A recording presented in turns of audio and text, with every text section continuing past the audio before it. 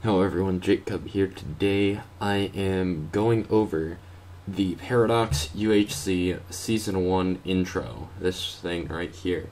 So this intro was a pain in the ass to edit. That's all I'm gonna say. Sorry if there's any background noise, by the way. I'm recording this at college, and yeah.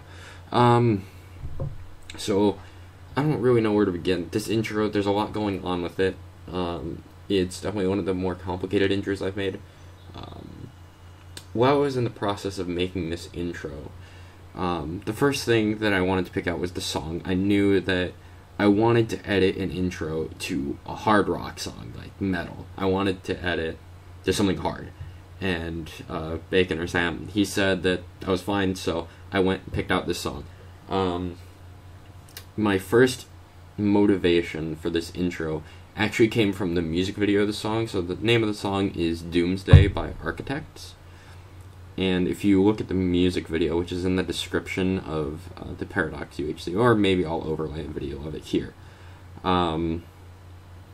you'll see that the geometric shapes and the abstract polygons, that's like a core concept of the music video that I brought over into this intro as the background. So as you'll see in Premiere here, the background, we have 3 different layers. I can show you each of them individually. So we have this layer right here.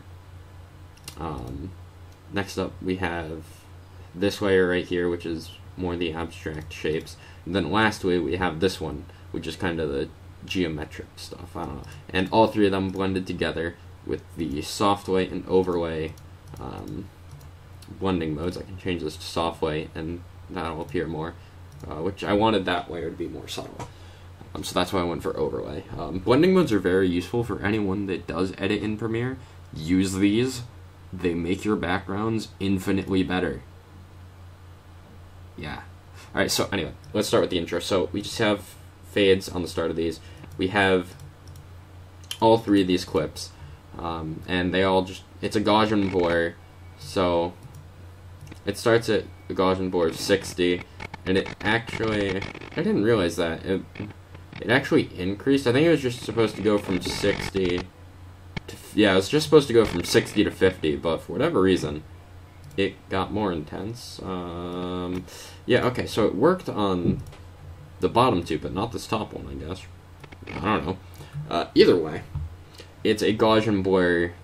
It's a swipe, but then you'll see that there's more keyframes on the end here that make it go from 50 down to 0 very quick. And if I zoom in a little bit more, you'll see that on this keyframe, the keyframe starts, I think right here. Yeah, so at 334, if I go up, what you'll notice is that, actually no, it doesn't line up perfectly. But there's a small drum beat that the logo fades out on. There isn't a cross-dissolve transition, one of these, on here. Instead, there's just an opacity decrease. This allows me to kind of ease it out a little bit more. They're really interchangeable. There's a huge difference between them. Anyway, let's go over this here.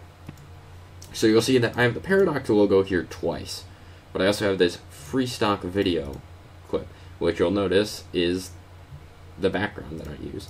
Now, if I click on this logo right here, you'll see that it has the track matte effect. And the track matte effect will copy the effect of any video layer above it. So what this does, if I get rid of that layer, you'll see that the geometric shapes actually appear on the logo. I'll zoom it in a little bit more, and we'll go 100. You can really see that it's like, and it masks the shape of the object, or the PNG as well. So that was kind of to give it a little bit more definition. So that's what the track matte does. Both of them actually track it, which you can't really see it on the back one, but you can definitely see it on the front one. Now, the next part of this logo is that it starts at a rotation of 0 to 5 or 0 to -5. That's how it creates kind of the weird effect where, like, if I pause it on this frame, it looks very kind of spastic. I don't know. Gives that paradox feel, because like if you think about the word paradox, like you think crazy, you think unusual, you think strange, and that's kind of what this logo in the background kind of fits that vibe for me. So I don't think there's too much more for me to talk about with this opening here. Now let's talk about this layer up here. We have a vignette, and all this does is now. I think I just figured out this problem that I had. So you'll notice that the border kind of has this glow to it. I think that's because I didn't have repeat edge pixels. Yep, that'll fix it. So if you're using a Gaussian blur, you want to check this. But what that does is it actually creates a cool effect because I had it off. When I add the vignette, it changes it from a light border to a dark border. And I think that actually, it sets the atmosphere a lot because this is a heavier song. It's a darker intro. Yeah, that's about it. So this next part is where shit gets really confusing. So I'm gonna zoom in. We have the text layer right here, and what you'll notice, I'll go into these sequence layers in a moment, but this title layer is the text layer. You'll see that it fades in, it starts at -4, goes to 0, and then it goes all the way. The text ends on this clip. It goes from -4 to 4, I believe. Yeah. But it goes much faster from -4 to 0 than 0 to 4. Now, the reason I'm able to do this is because I cut the text. This text originally wasn't split in the middle here. But if you've watched the intro, you'll know that there are a lot of effects, distortion effects. These aren't perfectly timed. I wasn't aiming for that. I wasn't aiming for it to be perfectly timed, because if you go down to the millisecond, it's not gonna matter that much, in all honesty. Like, the effect, the idea that I was trying to get across with the distortion still worked, even if the keyframing wasn't perfect. But this layer right here, this video 8 layer, is all of the distortion effects. So you have wave warp, you have magnify, you have twirl, turbulent displace, another wave warp, you have a corner pin, but then this layer here, this is the interesting one. This is like the chromatic aberrations one. And the way I do this is we have, there's actually no effect on this layer, so what it does is, I don't think there was a reason for me to split this text either, but oh well. So we have the text layer and we have this arithmetic. It's set to max, red value 255. What this does, if I get rid of those, it makes it entirely red. Now, if I get rid of this layer and that layer, it's all green, it's all blue. So what that does is it creates that kind of RGB glitch effect. So if you're wondering how to do that, you do arithmetic on all 3 layers. You set the above layer, so you keep this blend mode on normal. You keep these 2 layers on linear dodge add, and then you set the RGB to 0s and 255, which is the max values, and then you move around the positioning, so you see it's 973 at 516, etc., etc. That creates that distortion effect. So that's about it for the distortions. Let's open the sequence now. So what I did is I used sequences because there was a lot going on. The sequences made the timeline much cleaner. This was my first time experiencing with sequences. I think it was very worthwhile. Originally, I didn't need to use sequences here. As you can see, it's just one straight layer. But when I get into future ones, it will make sense why I used them. Originally, if I go back to this timeline here, how I had the track matte key to track the abstract geometrical polygons. I originally had that over the players as well, but it really just took away from the art, and it wasn't even that noticeable. Like, even over the logo, it's not that noticeable. Like, you can notice it, but it's a really subtle effect, and it took away a lot of color from the art.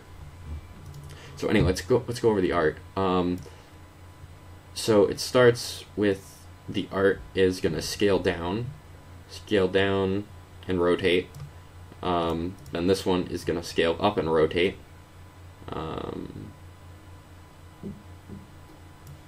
and then this one is going to scale down and rotate. I think I actually messed up with Hookie's here, because his goes up to 32, and then it goes down to 30.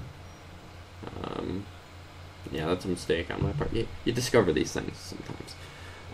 But here we go again. We got another sequence. I'm going to open this Team 1 sequence, and what this does, this is how I get all 3 players to show up at the end of each team. So they're all just going to scale up. The one in the center, which is Hookie, he's not going to rotate at all. Toot is going to rotate from -4 to 4. Drake is going to rotate from -4 to 4. I think that was probably a mistake on my part once again. Maybe. Because I think they're supposed to rotate in opposite directions. So I think Drake is supposed to go to -4 if I play with these numbers real quick. Yeah, I think that's how it's supposed to look. Because that looks much better. You have them kind of balancing each other out by going in different directions.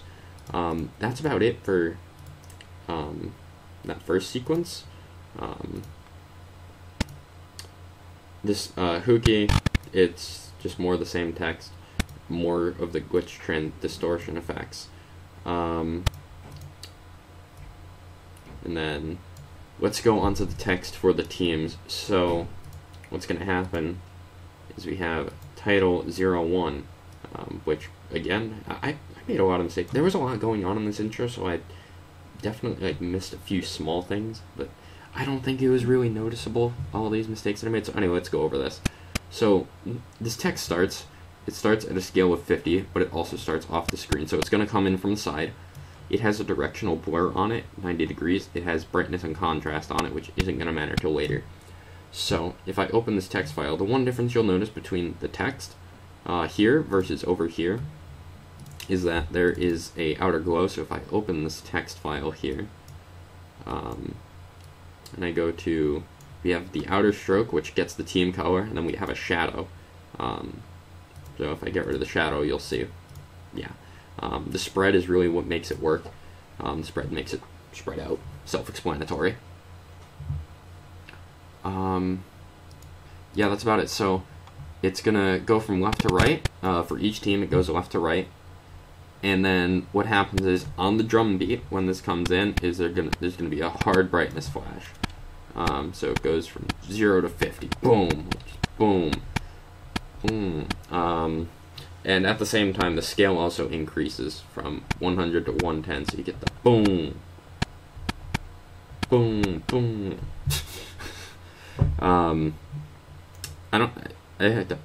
It might be hard to tell, it might be easy to tell. Brightness flashes are one of my favorite effects to use. I really don't like using screen pumps or scaling that much, just by itself. Like, that's, side note, screen pumps are one of my biggest pet peeves in UHC highlights. Take it as you will. But I think the effect works here because it really hits home that hard drum beat when this goes through. And then at the end, it does the opposite of what it does at the start, where it directional blurs to the side and scales down. So that's about it for most of the intro. A lot of the intro is fairly repetitive after this. With each team, things do change a little bit. So for this team, for example, let's go back to the first team as an example. So we have Drake is going to scale down, Hookie's going to scale up, and then Toot's going to scale down. So for the second team, what I did to vary things up, Dahi's going to scale in, Deluxe is going to scale out, Cyclone is going to scale in. It's opposites to balance it out. Yeah. Thanks for saving my project, Adobe. I don't think I have too much more to say. Oh, alright, let's open sequence 03. So what you'll notice here is that, unlike the first sequence with Drake, Toot, and Hookie, Deluxe's has 2 pieces on it. So what you'll notice is that his orb does a flash. That's intentional. What you'll see is that, I don't even know how I got this to, well, never mind. This looks fine because I was on the wrong. I was on Deluxe Sniper, not Deluxe Sniper 2, which is the orb. So what I did to do this animated glow effect, it uses the same exact pathing as Deluxe's art, but there's just the opacity change, where it goes from 0 to 100 to 0. Pretty simple. And then, if I open Team 2, again, Deluxe Sniper 2 on the top, and it does 2 brightness flashes because it's out for longer. Now let's move on to the third team, where, again, it's a little bit different. So it starts with Zach coming in from the left, and the text coming in from the right. And then Glyph is going to come in from the right, text from the left. And then for the fourth team, it's going to be the opposite, where Otacon comes in from the right, text on the left. Fire Dragons comes from the left, text on the right. They always invert with every second team, which made things kind of awkward once I got to the end, because there were 9 teams, so my formula got a little bit busted. I probably should have mixed them up a little bit to make things different. But then when we get to the 5th team, Don't Bow is going to come down from the top, text comes up. Diana comes up, text goes down, etc. for the art. I guess all I can do now, that effect right there, since it's lagging, that you saw in Don't Bow, is if I go to Video Effects, Immersive Video, VR Digital Glitch. I don't know, I got that when I updated Premiere, so if you're on the Adobe Creative Cloud thing, you might have that. It works. I haven't really... I also use Chromatic Aberrations and Digital Glitch. The other ones I haven't been able to successfully get to work yet, but I'll experience that more in the future. Next thing... I don't really think there's too much more for me to go over. I can go over how I animated Zach. I'll go over how I animated each of the art pieces, even though it's not super noticeable. So what you'll notice is that we have Attack Zach in the middle here. The layers aren't correspondent to where they are. I mean, Glyph is, but then Attack Zach is on the right, but he's in the center on the layers. That's just because I felt like if I felt like Cute looked better as, he looked better in the center than Zach did. Especially because the thing that animates on Zach is his arm. So once again, it follows the same exact pathing, but you'll notice that his arm, it rotates a lot heavier. I don't know which layer is the arm. Yeah, it's definitely ATZ2. Aha, so here's what happens. There's a transform layer down the bottom here. I missed that. So it starts at a 0, but it goes to -10 on top of this up here. So it really goes to -14.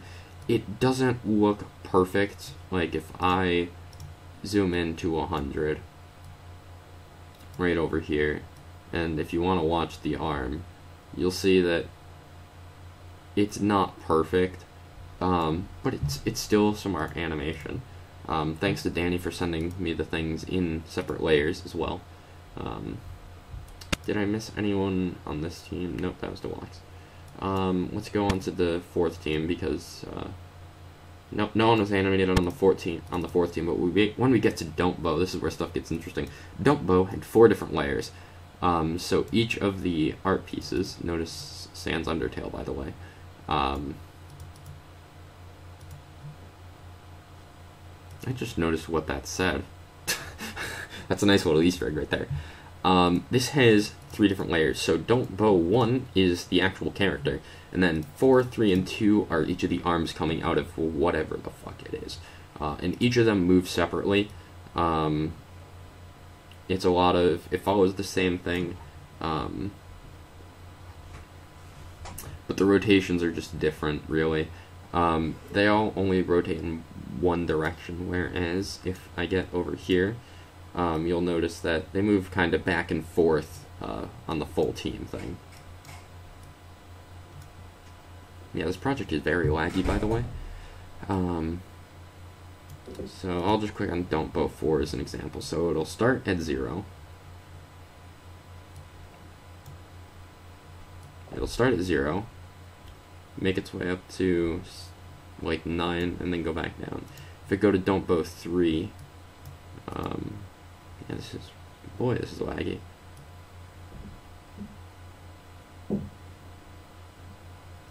I could have thought that these were more animated. They move. That's about all you need to know. Because there's a reason that the arms are beneath the player, because the player covers up parts of. If I put Don't Bow 2 above Don't Bow 1, then what was I going to say? If I put Don't Bow 2 above Don't Bow 1, then it's going to go over the hat, and it's going to look awkward, because in the art, if it wasn't animated, it was going to be behind the hat and not in front of it. So that's that. I don't think I explained what the sequences are doing, but you could probably tell here. There's a black background on the sequence. It's just the player art. Then I drop the sequence in the main profile, and then it has the background of these 3 layers. Let's see, let's go on to the next team, which was, I'll go over here. I think 6 players had their art animated, if I remember correctly. Fencer, let me go to Fencer real quick. So, Fencer his has a wave warp, it's using the sign, and it's kind of just like, blah, blah, blah, blah. It's like when you're on a roller coaster and your tongue's just flying everywhere. That's basically what's happening here.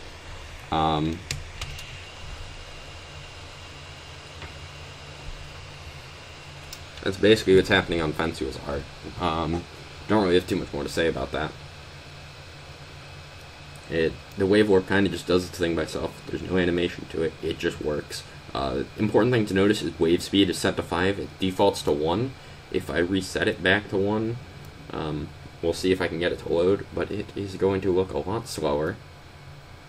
Yeah, you can see right there, that just does not look very realistic at all. But when I set it back to 5, it's going to look like it's actually like waving in the wind or something, which kind of fits his art.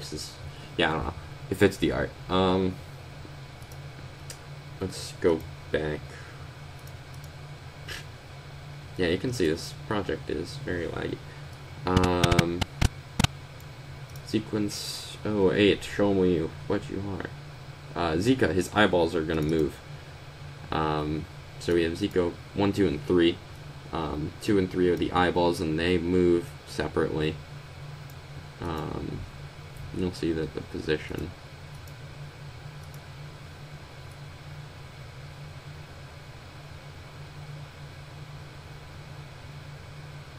It moves. Really, a lot of what this comes down to is playing with the keyframes, making sure it looks like. Because of how small it is, when I did this, I went into this 100% zoom here. I remember. The Zika 3 layers, the eyeballs, and I had to do them separately. Originally, the gun, I think, was going to be animated as well, or the arm. But I ended up avoiding that. I didn't want to make it terribly complicated for myself. There were some other pieces of art that I could have animated, but I didn't have fantastic ideas on how to animate it. I'll just leave it at that. The eyeballs, they just move, and you'll see that when you go in this 100% zoom, you can clearly see that they never leave like the actual spot where the eyeballs are supposed to be. They get close, very close, but they never actually do it. If you don't go in this 100% zoom, you'll think that it's fine when it's not really fine. I just quoted that meme. Dislike this video if you care. Chalk's arm is one of the ones that was supposed to move. DYM's bandana was also supposed to move. It didn't. All 3 of these were supposed to be animated, but I didn't want to animate. I only wanted to do 1 person per team. Didn't want to make it too hard to look at, because you can have the greatest editing skills out there, but if too much is going on, then your average viewer won't be able to understand everything that's going on at the same time. You need to be careful with overdoing it. So what I did with Brent here, we have Brent 2. It's just a lot of rotations, goes from 0 to -15 to 0 to -9. He's waving his cane. That's what it is. And then the other thing you'll notice, there's an audio skip here. I tried my best to merge these two because originally the song only has 8 beats that I could sync teams to, so that's why the music may seem a little bit off. Not much I could do about it, unfortunately. And then the last team was with Forax. His Z's were animated. So I actually had to split this up in 2 parts. So the Z's, they're going to fade out slowly. You'll see that the opacity fade actually starts right from the start of it.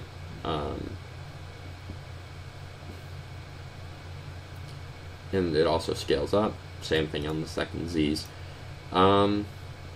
The last thing to go over is this right here. This is where the credits roll in. I believe I've covered everything else at this point. So what happens is the Paradox logo is going to scale up. It doesn't have a rotation or anything. It just scales up. Once again, it has the track mat key to track what's this adjustment layer? Tint?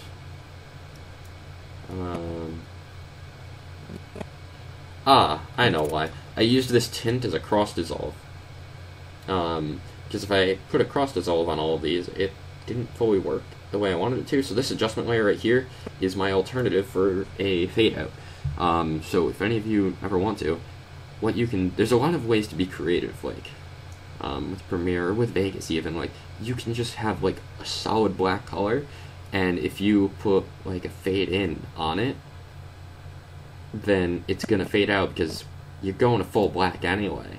If this is your default, if this black is your default, you start at 0% opacity, and then you bring it to 100. It's like the opposite of, it's the same as a fade out, really, so you can be creative with that. Anyway, back to the text layers. So we have all 4 text layers. They're gonna be in all 4 corners. They have, all of them have the shadow, the white shadow around them. And they all rotate kind of around the center. So mine is going to rotate counterclockwise. Mine and Leon's are going to rotate counterclockwise. Danny and Bacon/Mav are going to rotate clockwise. We have the fade out that I already went over. And that's about it for this very long making of a UHC intro right here. If you enjoyed, thanks. I'll be doing more of these as I make more intros. I am now doing commissions for RR intros and other UHC related things, UHC highlights, UHC montages, potentially even editing RR episodes for other people if people are interested in that. There's a link to my commission sheet on my Twitter page if you want to check that out. But yeah, that's about it. I will see you all next time. Thanks for watching.